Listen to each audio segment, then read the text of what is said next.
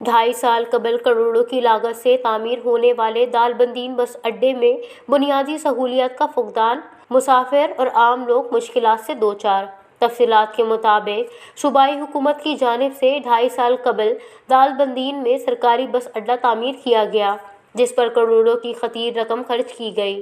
طویل عرصہ گزرنے کے باوجود بس اڈے میں بنیادی سہولیات کا فقدان، جن میں سائبان سڑکیں، public toilet, water tank, street light اور دیگر بنیادی سہولیات شامل ہیں، جن کا نام و نشان تک نہیں۔ مسافر حضرات، بالخصوص خواتین، بچے، بوڑھے شدید گرمی میں دھوپ میں بیٹھ کر اپنی سواری کے انتظار میں رہتے ہیں۔ حکام بالا اور مذکورہ ٹھیکیدار نے صرف بڑی 4 دیواری اور چند چھوٹے چھوٹے کمرے بنا کر دیگر بنیادی سہولیات سے کنارہ کشی اختیار کر لی، جو کہ سمجھ سے بالاتر ہے۔ آخر صوبائی حکومت کی جانب سے فراہم کردہ کروڑوں کہاں اور کس قیمت میں خرچ ہوئے؟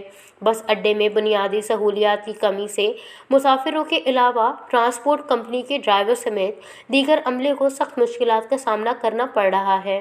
دالبندین اڈہ پورے صوبے کا واحد اڈہ ہے جہاں پر مسافروں کے بیٹھنے کے لیے سائے کی سہولت میسر نہیں۔